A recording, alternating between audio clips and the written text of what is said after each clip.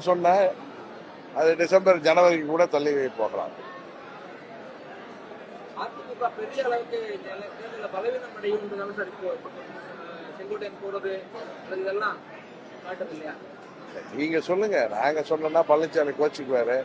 எல்லாம் சேர்ந்து சதி செய்யறாங்கன்றாரு, துரோகிகள்ன்றாரு. துரோகத்துக்கு நோபல் பரிசு பெறுகிற தகுதி உலக அரசியல்ல பழனிசாமிக்கு தான் இருக்குங்கிறது எல்லோருக்கும் தெரியும். நாங்கள் யாரையும் பலவீனப்படுத்துவதற்காக நாங்கள் பேசவில்லை. எங்கள் செயல்பாடுகள் கிடையாது. எங்கள் செயல்பாடு வெற்றியை நோக்கி எங்களது இலக்கு இருக்கிறது, அவ்வளவுதான்.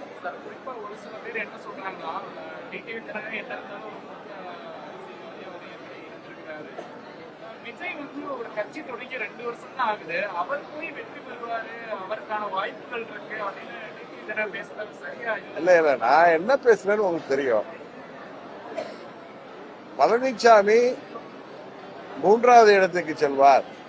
இன்றைக்கு நானா எதுவும் சொல்லல. ஊடகத்துறையை சேர்ந்த நண்பர்கள், சர்வே எடுக்கிற பல நிறுவனங்கள், எங்களோட தொடர்பில் இருப்பவர்கள் சொல்வது, திமுக கூட்டணிக்கு போட்டியாக தாவேகா தலைமையில ஒரு நல்ல கூட்டணி அமைந்தால் திமுக கூட்டணிக்கும் தாவேகா கூட்டணிக்கும் இடையேதான் போட்டி இருக்கும் என்று அவர்கள் சொன்னதைத்தான் நான் சொல்றேன்.